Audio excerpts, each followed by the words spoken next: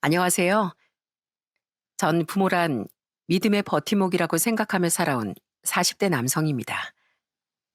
아버진 든든하고 너그럽게 그리고 어머닌 포근하게 가정을 지키는 게 옳은 일이라 믿어왔는데요. 하지만 세상 일은 제가 생각한 대로 돌아가는 게 아니더라고요. 제가 가장 믿었던 사람들에게 발등을 찍혔을 때 충격이란 세상 그 어떤 일보다 더 크더라고요. 거기다 충격적인 사건 속에 숨겨진 소름 끼치는 반전 때문에 전 한동안 정신을 차릴 수가 없었죠. 일상으로 돌아온 지금은 덤덤하게 얘기할 수 있는 그때의 사건을 오늘 한번 풀어보려고 해요. 보통 문제가 있는 가정은 아버지가 문제를 일으킨다고 하지만 저희 집은 좀 달랐습니다. 저희 집의 골칫거린 바로 어머니셨거든요. 저희 집은 아버지가 오랫동안 기름때 묻어가며 열심히 사업을 일구셨고 그 덕에 넉넉한 형편에서 생활할 수 있었답니다. 어머닌 가정주부로 저와 여동생을 키우셨는데 저희가 어렸을 적부터 어머닌 집안 살림보단 바깥일에 더 관심이 많으셨어요. 그러다 어머니가 사고를 치기 시작한 건 제가 중학교 3학년 때부터였습니다. 초등학교를 졸업할 무렵부터 저희 집안은 조금씩 기울기 시작했어요. 아버지 사업도 잘 되지 않았고 그러다 보니 어머니도 점점 더 밖으로 돌기 시작했습니다. 하루는 전날 저녁 집에서 나간 어머니가 제가 다음 날 학교에 갈 무렵이 되어서야 술에 잔뜩 취한 채 오신 날도 있었어요. 술 냄새 풀풀 풍기며 어머니가 저에게 한 첫마디는 정말 어이가 없는 말이었죠. 영민아, 엄마 라면 좀 끓여줘. 고춧가루 팍팍 넣어서. 엄마 나 학교 가야 돼요. 엄마가 알아서 끓여 드세요. 뭐 이 자식아? 엄마한테 라면도 하나 못 끓여줘? 학교는 무슨? 얼른 라면이나 끓여놓고 가. 그럴 때마다 아버진 제 등을 떠밀며 얼른 학교에 가라고 하시곤 했습니다. 그러면 전 동생을 데리고서 얼른 집을 나와버렸죠. 그렇지만 집에서 나온 뒤엔 더 큰 고함 소리가 들리곤 했습니다. 김영민, 너 어디가? 엄마가 라면 끓이라고 했지? 아니, 이 여편 내가 밤새 술 마시고 이제 들어왔으면 조용히 발 닦고 잠이나 잘 것이지. 어디서 행패야, 행패길. 애들 학교 가는데 엄마라는 사람이 그러고 싶어? 어디서 술 마셨어? 어디서 지금까지 있다고 온 거냐고? 애들 보기 창피하지도 않아? 당신이 뭔 상관이야? 밖에 나가 돈 한 푼 제대로 못 벌어오면서 어디서 큰 소리야? 나도 속상해서 마셨다, 속상해서. 남편이라곤 밖에서 돈도 제대로 못 버는데 내가 속이 안 상하겠어? 그렇게 크게 다투는 부모님을 뒤로하고 저흰 아무 말 없이 학교에 가곤 했습니다. 엄마의 방황은 그저 술주정으로만 끝이 난 게 아니었어요. 어느 순간부턴 술 마시며 어울리던 사람들과 어머니는 외도까지 하기 시작했죠. 그러면서 집에도 잘 들어오지 않으셨고요. 아버진 그런 어머니 대신 집안 살림을 하나하나 다 챙기기 시작했습니다. 빨래며 밥이며 청소까지 아버진 본인 사업을 일으키려고 엄청나게 일을 하면서도 늘 저희를 살뜰하게 챙겨주셨어요. 그런 아버지가 한편으론 미련하다는 생각도 했습니다. 저런 어머니라면 그냥 헤어지는 게 낫지 않나 그런 생각도 했었죠. 그래서 어느 날은 아버지에게 얘기를 했던 적도 있습니다. 아버지, 저흰 괜찮으니까 어머니랑 헤어지세요. 아버지 이렇게 소갈이 하면서 사시는 거 저 못 보겠어요. 동생도 그렇고 저도 그렇고 더 이상 두 분 싸우는 거 보고 싶지도 않고. 그러니까 저희 신경 쓰지 마시고 아버지 하고 싶은 대로 하세요. 괜찮아요. 아버지 너희 어머니랑 안 헤어진다. 네? 왜요? 어머니 집에 안 들어오실 거예요. 밖에서 딴 남자들 만나고 다니는 거 아버지도 다 알잖아요. 근데 왜 안 헤어지세요? 뭐가 됐든 니들 엄마야. 네 엄마랑 헤어지고 나면 아버지랑은 남남이지만 니들은 그래도 계속 엄마잖니. 아버지가 감당해야 할 짐 니들한테 주고 싶지 않아. 아버지는 오로지 저희 두 남매를 위해 어머니의 외도까지 묵묵히 참아주셨던 거죠.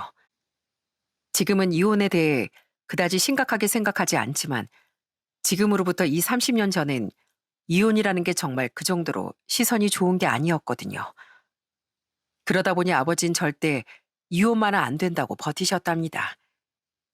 그런 아버지의 노력 덕분인지 시간이 흐르며 어머니도 차츰 가정으로 돌아오셨고 제가 성인이 되었을 무렵부턴 어머니가 정말 가정에 충실하기 시작했습니다. 그때쯤 아버지의 사업도 점점 잘 되기 시작했어요. 물론 사업을 다시 일구기 위해 주변의 도움도 많이 받으셨지만 아버진 정말 열심히 일하셨습니다. 그런 아버지의 모습을 보면서 전 꼭 행복한 가정을 꾸려 저도 아버지처럼 든든한 가장이 되고 싶다는 생각을 했어요. 그런 제가 가정을 꾸리게 된 건 30대 초반이었습니다. 당시 만나고 있던 여자친구와 자연스럽게 결혼 얘기가 나오게 되었고 그렇게 전 결혼을 하게 되었죠. 초반엔 참 결혼하고 행복했습니다. 행복한 결혼 생활을 하면서 아내는 바로 임신을 하게 되었고 양가 부모님들은 모두 축하를 해줬습니다. 정말 누구나 꿈꾸는 결혼 생활의 수순대로 잘 흘러가고 있다고 생각했죠. 특히나 어머니와 아내는 서로 죽이 참 잘 맞았어요. 전 아버지를 닮아 평소에 술을 잘 못 마시는데 아내는 주당이었거든요. 그런 아내와 어머니는 종종 같이 만나 술도 한 잔씩 하고 그렇게 정말 친하게 지냈답니다. 누구 생일이나 명절이나 이럴 때면 가족들 중에서도 딱 두 사람, 아내와 어머니만 술을 마실 때도 많았어요. 그러면 둘이서 어찌나 척척 죽이 잘 맞았는지 모릅니다. 어머님, 이거 이렇게 한번 드셔보세요. 엄청 맛있어요. 이렇게 부추랑 고기랑 같이 싸가지고 딱 먹으면 완전 안주로 딱이라니까요. 이렇게 한번 드셔보세요. 자, 오, 그러네. 정말 맛있구나. 역시 우리 며느리가 음식 조합을 잘한다니까. 아유, 나도 우리 며느리 손맛처럼 음식을 잘하면 얼마나 좋아. 난 젊었을 때부터 살림이라고는 영 못했거든. 근데 우리 며느린 살림도 잘해, 술도 잘 마셔. 아주 그냥 내가 부럽다니까, 부러워. 에이, 아무리 그래도 제가 어머님 못 따라가죠. 제가 어머니께 배울 게 더 많거든요. 앞으로 저 잘 알려주세요, 어머님. 그래, 그래. 내가 아주 우리 며느리 넉살에 산다니까. 그렇게 행복하게 지내는 두 사람을 볼 때면 참 뿌듯할 때도 많았습니다. 아버진 여전히 열심히 사업을 일구시며 일을 하셨고 여동생은 타지로 나가 일을 했었어요. 아무래도 딸인 여동생이 멀리 살다 보니 어머닌 더욱 저희 아내와 자주 만나며 외로움을 달래시곤 했습니다. 그런 어머니의 마음을 누구보다 더 잘 알았던 것도 아내였죠. 저 역시 그런 아내를 보면서 처가에 잘하려고 노력을 했습니다. 처가는 장인 장모 그리고 아내의 오빠인 형님이 계셨는데 다들 절 너무 좋아해 주셨거든요. 늘 처가에 갈 때마다 전 항상 환영받는 사위였습니다. 그렇게 화목한 양가 분위기 속에서 저흰 아들을 낳게 되었고 정말 행복한 가정을 잘 꾸렸다고 생각했었어요. 물론 아내가 아이를 키우며 좀 힘들어할 때도 있었죠. 아이가 좀 많이 어렸을 땐 그나마 정신없이 아이 케어만 하다 보니 우울해하진 않았었는데 어느 날 아이가 어린이집에 다니기 시작하면서부터 아내가 좀 울적해할 때가 있었어요. 한 번은 새벽녘에 깨어났더니 아내가 보이지 않는 거였습니다. 그래서 어디 가나 싶어 찾아보니 바로 거실에 그냥 가만히 아내가 앉아 있더라고요. 어? 여보, 거기서 뭐해? 아, 당신 깼어? 아니, 나 잠이 안 와서 잠을 다시 잘까 하다가 누웠는데도 도무지 안 와서 그냥 거실에 앉아 있었어. 요새 자꾸 당신 잠 안 온다고 그러네. 무슨 일 있는 거 아니지? 갑자기 왜 그래? 뭐 어디 아파? 아니야. 매일같이 바쁘다가 아이 어린이집 보내니까 갑자기 한가해져서 그런가. 요즘 이런저런 생각이 많이 드네. 당신 얼른 들어가서 자. 난 여기서 TV라도 보다가 잘 테니까. 주변에 물어보니 산후 우울증이 아이를 낳고 한참 뒤에도 올 수 있다고 하길래 전 아내가 그런 줄로만 알았습니다. 그래서 아내 기분을 풀어주려고 종종 깜짝 선물도 사가고 저녁엔 친구들 만나라며 자유시간도 주곤 했죠. 그렇게 소소한 일을 겪으며 저희 부부도 여느 다른 평범한 집안처럼 그렇게 잘 지내고 있었어요. 아니, 잘 지내고 있다고 생각했죠. 그런데 이내 어두운 그림자가 저희 집안에 들이우게 되었답니다. 결혼하고서 4년 후에 저희 집에 청천벽력 같은 소식이 들려왔거든요. 그건 바로 저희 아버지께서 위암에 걸리신 거였어요. 어느 날부턴가 속이 쓰리고 조이는 것 같다며 힘들어 하셨던 아버지를 병원에 모시고 가 검진을 받게 되었어요. 그런데 검진 결과 암 판정을 받게 된 거였습니다. 그 사실을 알고서 저희 가족들 모두 아연 실색할 수밖에 없었어요. 그동안 누구보다 든든하고 건강하셨던 아버지셨기에 너무나 급작스런 일이었죠. 모든 가족들이 너무나도 슬퍼했습니다. 그렇지만 아버진 저희와 달랐어요. 암 판정을 받고서 입원 수속을 하며 제가 아버지께 조심히 물었어요. 아버지, 괜찮으세요? 괜찮고 말고 의사 선생님이 수술 받자고 하지 않았냐? 가망 없으면 선생님이 수술 받자고 했겠어? 그래도 나을만 하니까 하자고 하겠지. 영민이 넌 걱정하지 마라. 이 아버지 알지? 아버지 오뚜기 같은 사람이야. 넘어져도 금방 일어난다고. 그러니까 아무 걱정하지 말어. 아버지 꼭 살 거다. 네, 아버지. 힘드시면 힘드시다고 하셔도 돼요. 혼자서 너무 참지 않으셔도 된다고요. 이젠 저도 있고 제 아내도 있고. 그래, 이 아버지 곁에 네 엄마도 있고 너도 있고 우리 며느리랑 손주랑 딸도 있는데 뭐가 무섭겠어. 괜찮어. 이 나이에 안 아픈 사람이 어디 있겠냐. 한 번 이렇게 아프면 아버지 더 오래 살 거다. 아버지 그런 굳건한 의지를 보면서 가족들 모두 슬픔을 꾹 참고 아버지 간병에 돌입을 했습니다. 그렇게 정밀 검사 후 위암 판정을 받고서 수술 날짜를 잡고 입원하던 날, 평소라면 아버지 옆에서 꼭 붙어 간병을 할 어머니가 그날은 급한 일이 있다며 자리를 비우셨어요. 그것도 저한테 얘기를 한 게 아니라 아내한테 급하게 말을 하고 어디론가 갔다는 거였어요.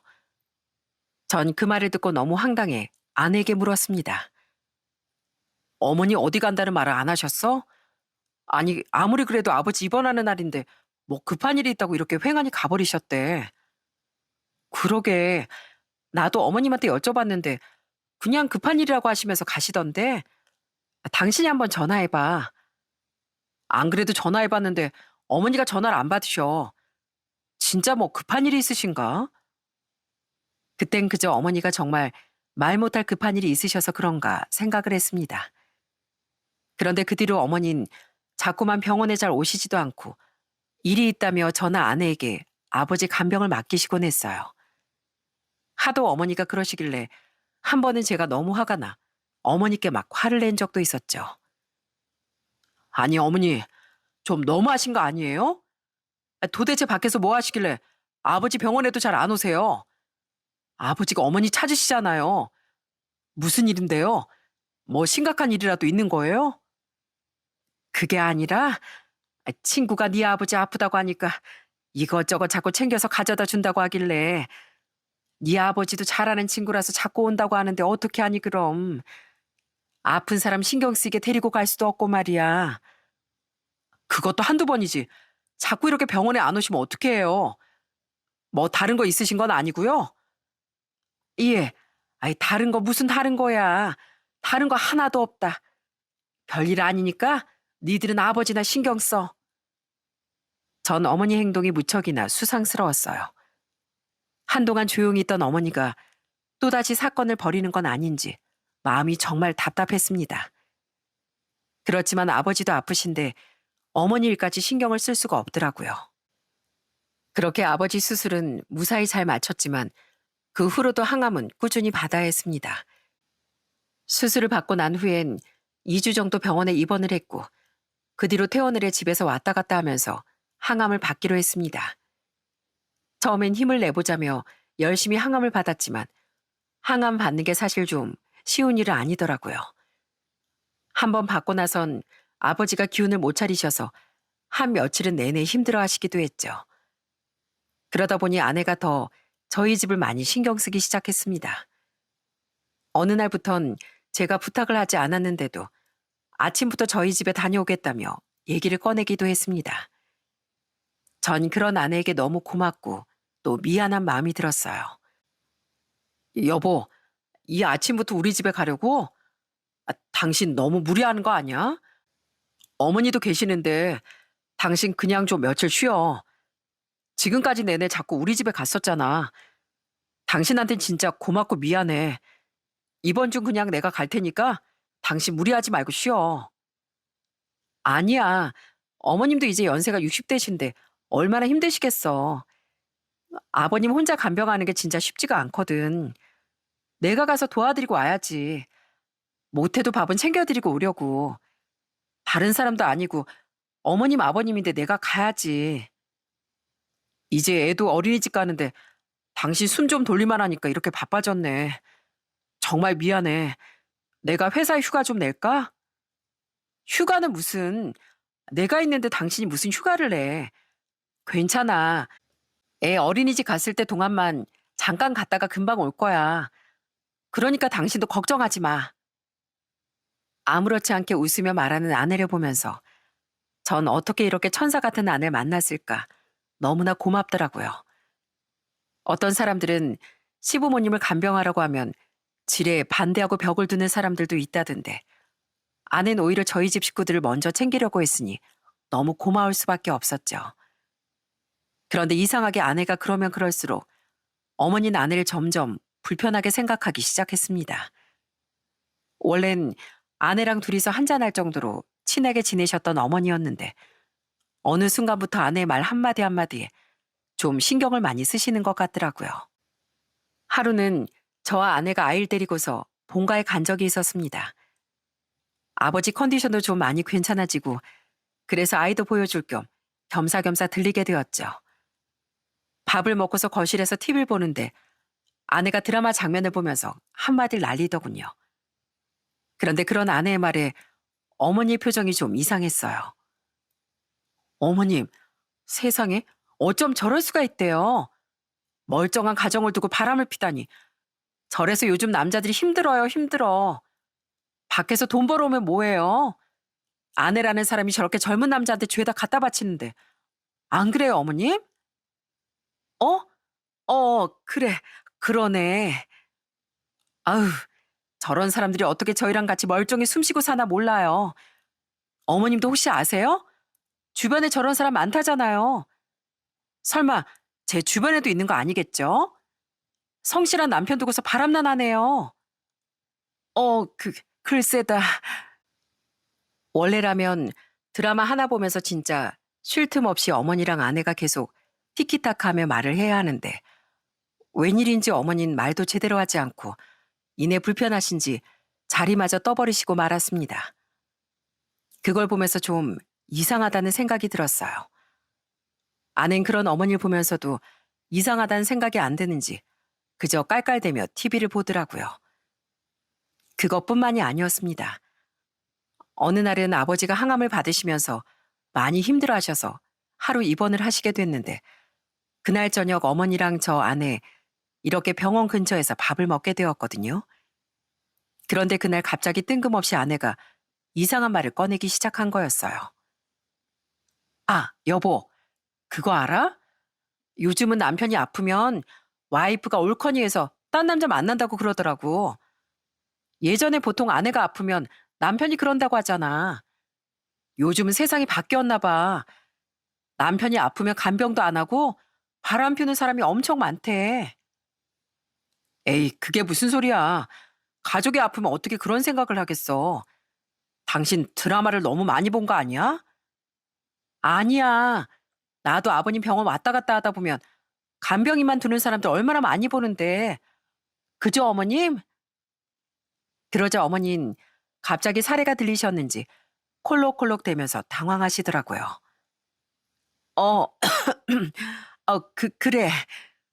거봐. 어머님도 아시잖아. 그나저나 우리 어머님은 피부가 어쩜 이렇게 고우세요? 비법 좀 알아야 되겠어요, 어머님. 어머님 피부만 보면 50대 같으신데 어머님 운동도 자주 하시니까 같이 운동하시는 분들이 막 들이대지 않으세요? 아, 어머니 그 탁구장 탁구하러 자주 가시잖아요. 아이, 당신 지금 자꾸 무슨 얘기를 하는 거야? 아니, 그렇잖아. 당신도 우리 어머니 피부 좋고 그런 거 알잖아.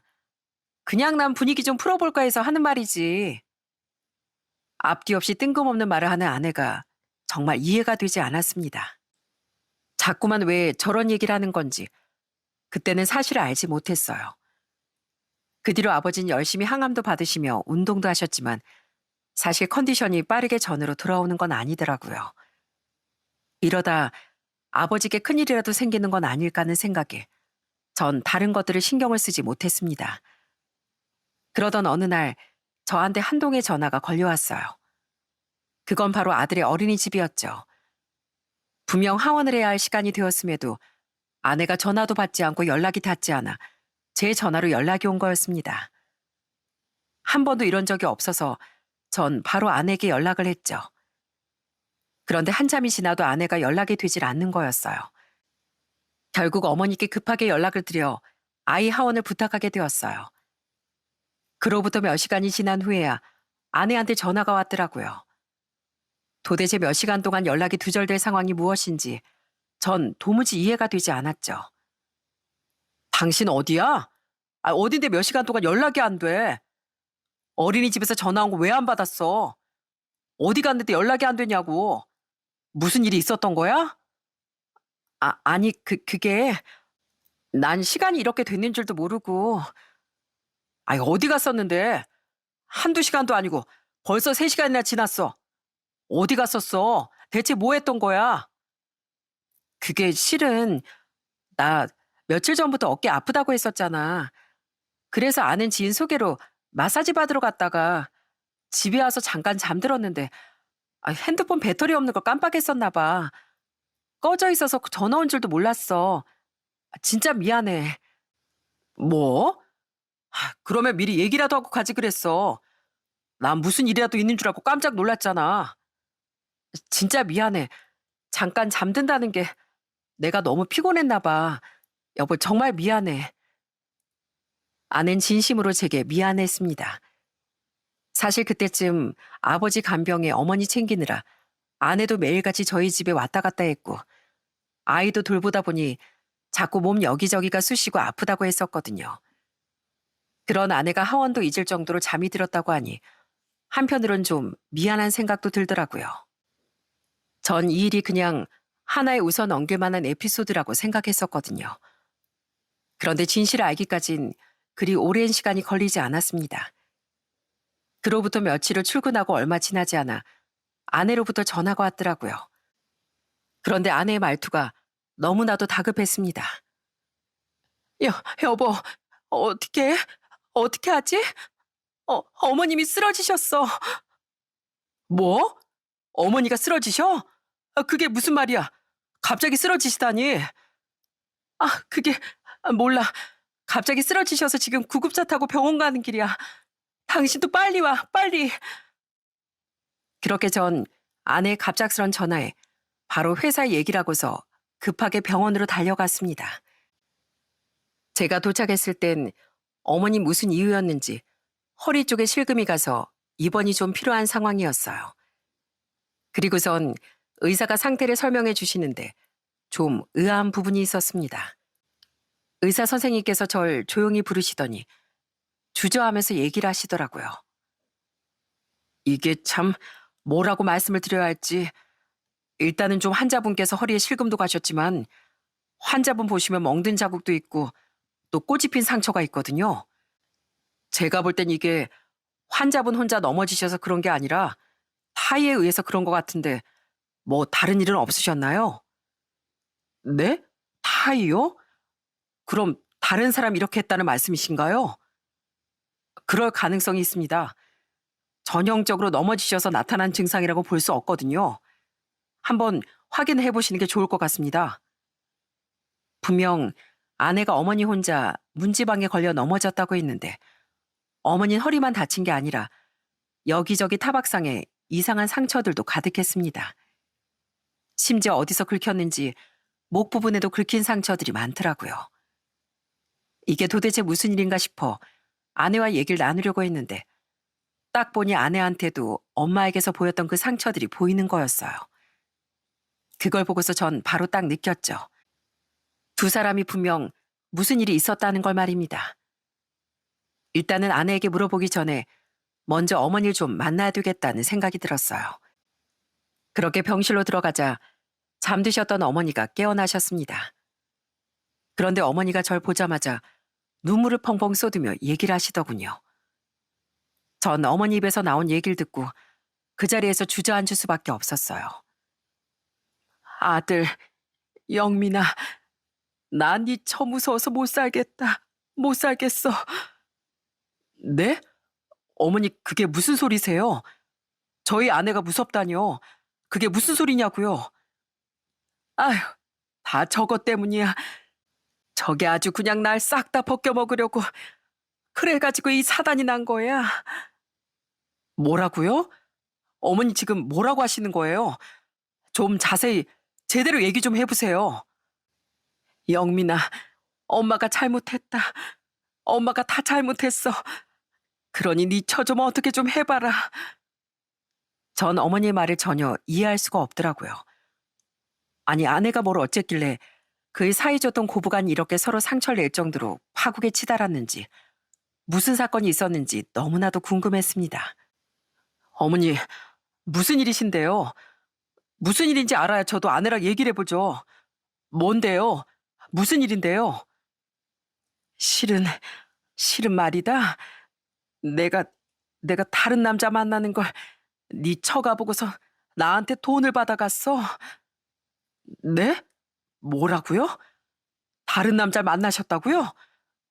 어머니, 어떻게 또 그런 짓을. 그리고 돈을 받아간 건 또 뭔데요? 그게 네 처가 너랑 네 애비한테 말한다길래 내가 조용히 아무 말 안 하면 다 정리할 테니까 돈 받고 제발 조용히 해달라고만 했더니만 네 처가 그 돈을 받더라고. 난 그걸로 끝인 줄 알았는데 그게 아니었어. 그 뒤로도 자꾸 500만 원, 1000만 원 이렇게 계속 달라고 하는데 도저히 안 되겠다 싶어가지고 오늘 찾아가서 따지다가 이 사달이 난 거야. 미안하다 영민아. 어머니 말을 듣고서 전 정말 머리가 띵하고 아무런 생각도 들지 않았습니다. 어머니가 또 바람이 난 것도 충격적이었지만 아내가 어머니에게 계속해서 돈을 갈취했다는 게 너무나도 충격적이었어요. 어머니의 말을 들어보니 지금까지 벌써 수천만 원이라는 돈을 어머니에게서 가지고 간 건데 도대체 그 돈을 가지고 뭘 한 걸까 싶었습니다. 그리고 전 모든 사실을 알고서 아내를 불러 얘기를 했어요. 처음에 아낸 처가 핑계를 대더군요. 당신 우리 어머니한테 다 들었어. 그 돈 가지고 뭐 하려고 그런 거야? 아니 대체 어머니한테 왜 그랬던 거냐고. 도대체 돈 받고 뭐 했어? 어? 여보, 그게 있잖아. 사실은 우리 오빠가 좀 사정이 안 좋다길래 그래서 내가 좀 도와주다 보니까. 뭐? 형님이 왜? 뭐가 안 좋으신데? 어? 그게 뭐 어디 투자하다가 잘못됐나 보더라고. 그 새언니 알면 큰일 난다고 해서 난 그냥 그런 생각에. 미안해. 진짜 미안해 여보. 아무리 그래도 그건 아니지. 어떻게 어머니 협박해서 그 돈을 받아내? 당장 형님한테 연락해서 그 돈 다시 받아. 그리고 어머니한테도 돌려드리고. 어? 아니 그걸 어떻게 다시 돌려받아. 당신이 못하겠으면 내가 직접 전화해서 말할게. 그런데 제가 이렇게 말하자 그때부터 아내는 안절부절하기 시작했습니다. 그런 아내의 모습을 보면서 왠지 진실은 따로 있을 것 같다는 생각이 들더라고요. 그래서 전 바로 아내에게 핸드폰을 열어보라며 얘기를 했습니다.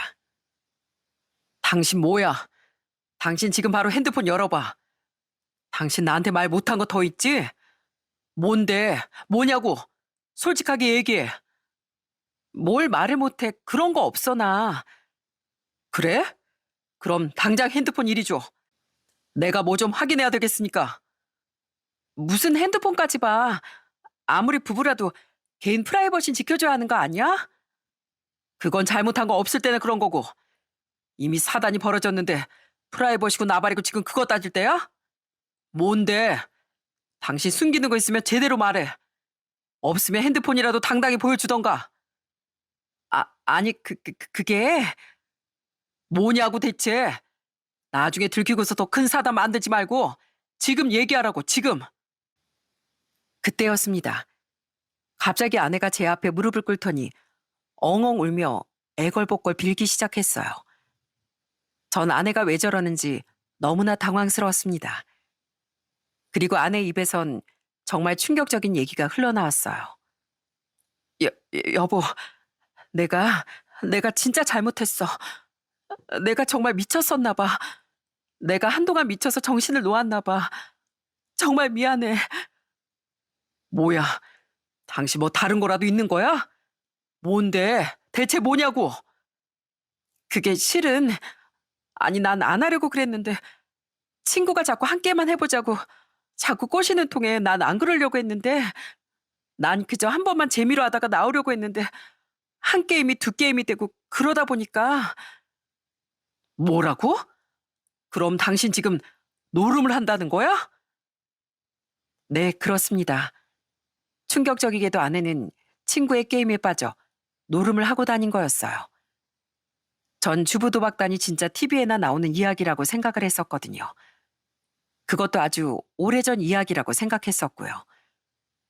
그런데 지금도 여전히 알게 모르게 행해지고 있다는 걸 알고선 정말 충격에 빠질 수밖에 없었죠.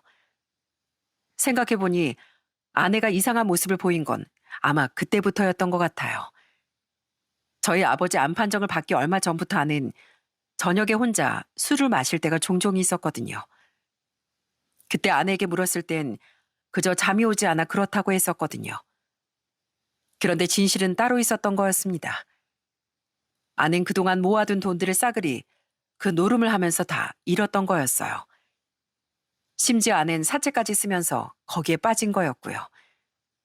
아내한테 온 메시지들을 보다 보니 진짜 어마어마하더라고요.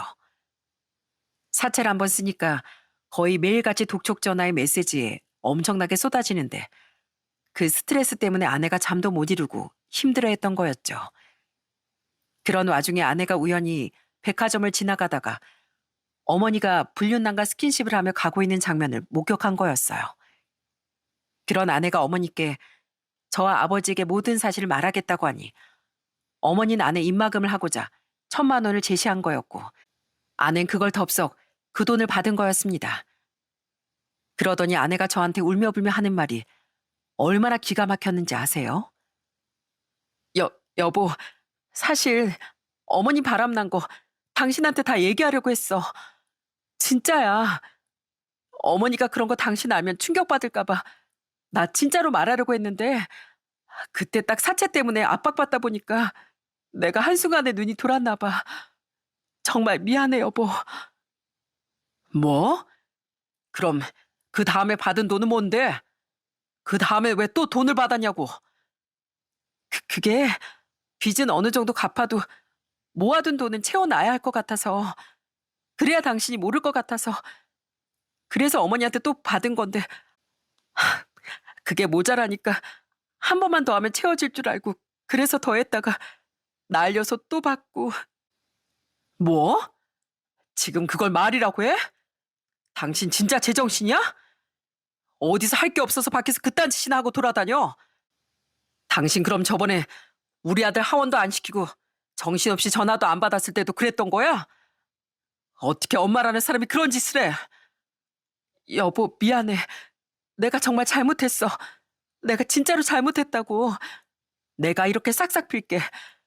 내가 어떻게든 돈 벌어서 그 돈 다 갚을 테니까 제발 용서해줘. 용서? 내가 당신을 어떻게 용서해? 당신같이 무서운 여자를 어떻게 내가 앞으로 믿고 살 수가 있냐고. 언제 다시 그 난리를 피울 줄 알고 내가 어떻게 안심하고 살겠냐고. 당신이라면 그럴 수 있겠어? 당신이라면 내가 그랬으면 참고 용서해 줄 수 있겠냐고. 어떻게 사람을 이런 식으로 배신해. 나 절대 용서 못해. 절대 당신 용서 못한다고.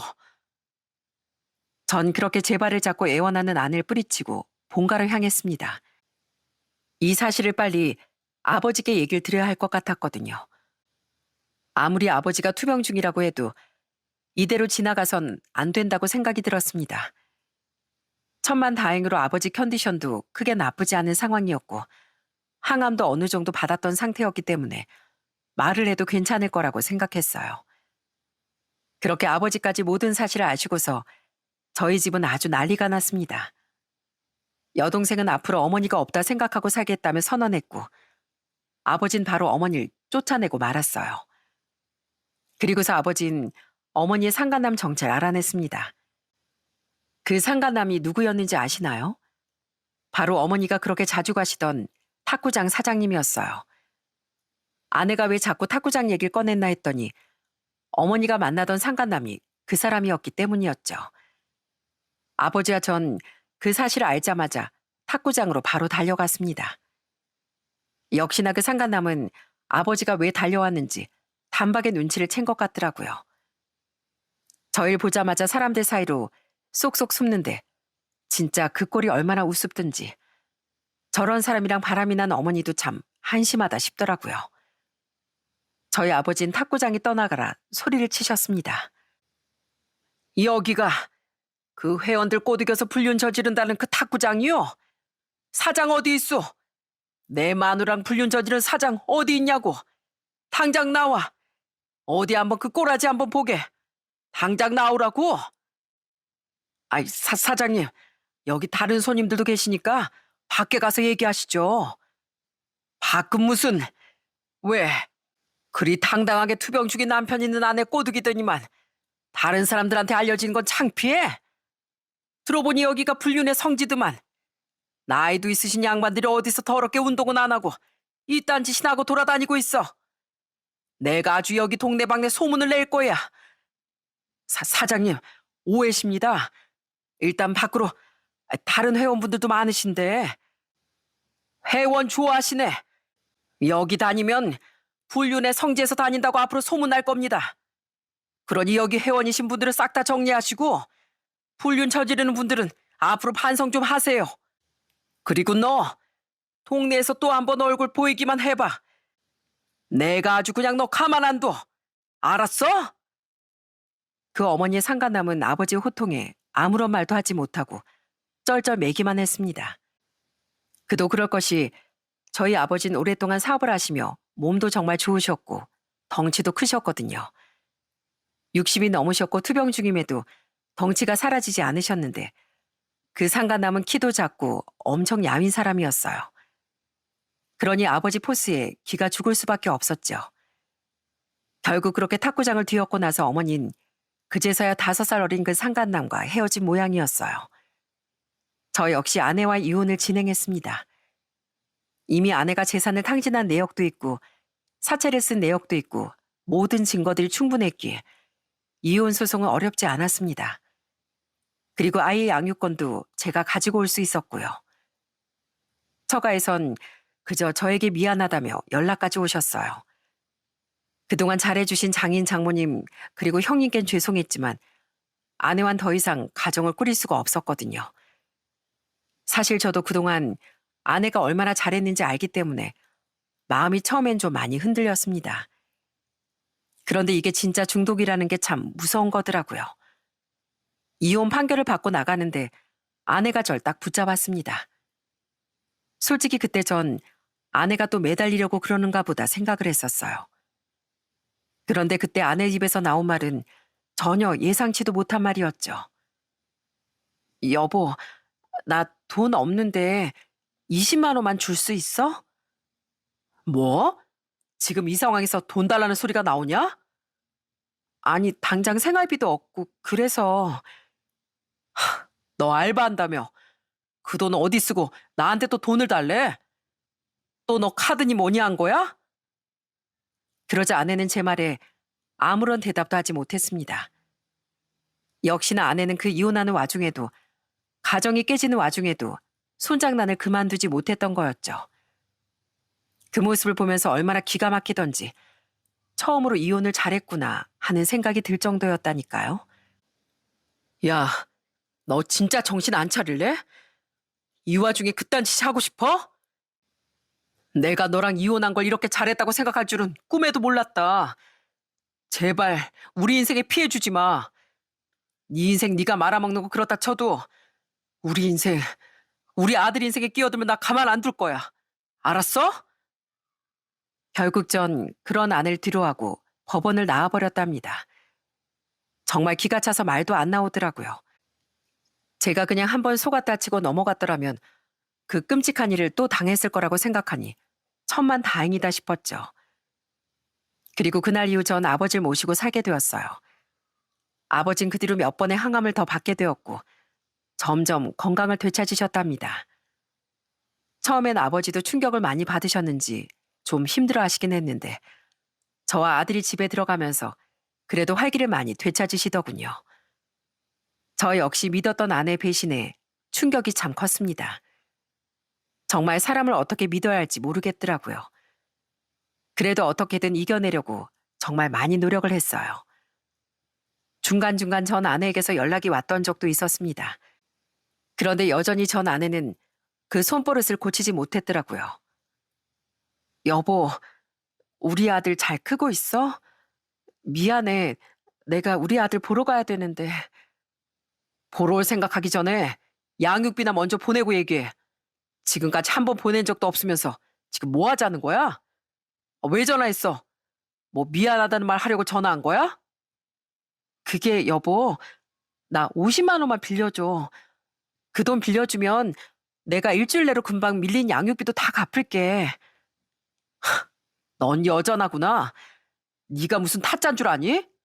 야, 정신 좀 차려. 애 보고 싶으면 네 그 못된 버릇이나 싹 다 고치고 와. 그러기 전에 나 절대로 애 못 보여주니까. 알았어? 여전히 돈 달라며 구걸하는 전 아내의 전화를 받을 때면 정말 속이 터지고 문드러질 때도 많았습니다. 그래도 버티고 버티며 지내다 보니까 어느새 저도 일상으로 돌아오게 되더군요. 지금은 아버지가 건강을 되찾으셔서 사업장을 다시 운영하고 계세요. 한동안 수입도 없어서 좀 힘들어 하셨는데 역시나 아버지가 그간 흘린 땀과 노력이 금방 빛을 보더라고요. 거래도 많이 늘어나 오히려 아버지가 투병하시기 전보다 사업이 더 잘 되고 있답니다. 반면 어머니는 혼자 작은 단칸방을 얻어서 지내고 계시는데 아주 쓸쓸한 노후를 보내고 계시죠. 여동생도 아예 어머니를 사람 취급도 하지 않고 인연을 끊었고 아버지 또한 어머니 안부조차 궁금해하지 않으세요. 전 간간히 어머니가 하는 연락만 받을 뿐 어떠한 지원도 안 하고 있고요. 그리고 전 아내 역시 아직도 중독에서 벗어나지 못한 채 처가에서도 쫓겨나 힘든 삶을 살고 있다더라고요. 어떻게 재벌은 남 못 준다더니 삶을 망가뜨리는 버릇을 왜 다들 고치지도 못하는지 알 수가 없네요. 어머니가 불륜을 저질렀던 그 탁구장은 얼마 전에 가보니까 문을 닫았더라고요. 아마 동네 방네 소문이 날 대로 났으니 제대로 운영도 하지 못했을 겁니다. 비록 저희 가정은 이렇게 허무하게 무너져 버렸지만 앞으로는 아버지를 잘 모시고 살면서 여동생과 저 아들 이렇게 네 식구 행복하게 잘 살아보려고 합니다. 가족이란 이름으로 배신을 할 수도 있지만 또 가족이 있기에 지금의 삶을 더 굳건하게 지킬 수 있는 것 같네요. 어떻게든 가족을 지키려고 했던 아버지처럼 저 역시 지금의 사랑하는 가족들을 끝까지 지켜낼 겁니다. 살다 보면 참 어떻게 나한테 이런 일이 있을 수가 있지 싶을 정도로 황당하고 힘든 일이 종종 벌어지는 것 같습니다. 저에게 이런 사건이 일어나는 것처럼 이 사연을 들으시는 여러분들께도 예상치 못한 사건들이 벌어질 때도 있잖아요. 그럴 때마다 정말 하늘이 원망스럽고 너무 힘든 것 같습니다. 저도 매일같이 술만 마시고 하루를 보낼 때가 많았는데 지금 지나고 와서 보니 그 시간이 좀 아깝더라고요. 물론 슬퍼하고 좌절하는 시간을 충분히 갖는 것도 중요하지만 금세 후를 털고 일어나는 것도 정말 중요하다고 생각합니다. 만약 저처럼 힘든 사건으로 괴로워하시는 분이 계시다면 전 그냥 묵묵히 그분들 어깨를 토닥여주고 싶네요. 그 힘듦을 이겨내는 건 솔직히 자기 자신밖에 없더라고요. 옆에서 아무리 도와주고 힘내라고 응원을 해줘도 정작 이겨내는 건 본인 자신이거든요. 그러니 여러분들도 너무 힘들어하지 마시고 자리에서 후를 털고 일어나 앞만 보면서 한번 달려가 보시는 건 어떨까요? 여러분들의 힘찬 새로운 시작을 전 응원하겠습니다. 제 이야기는 여기서 끝이에요. 주변에 제대로 털어놓지 못하다 보니 속이 답답하고 가끔씩 울컥할 때도 있었는데 이곳에 제 사연을 털어놓다 보면 마음의 상처도 극복할 수 있을 것 같다는 생각이 들어 사연을 적어봤네요. 다른 사람들과 이렇게 상처를 공유하는 것만으로도 치료가 된다고 합니다. 그래서 지금까지 제 이야기를 들어주신 분들에게 정말 진심으로 감사드려요. 여러분들의 앞날은 늘 항상 행복하고 밝으시길 바라겠습니다. 모두들 행복하세요.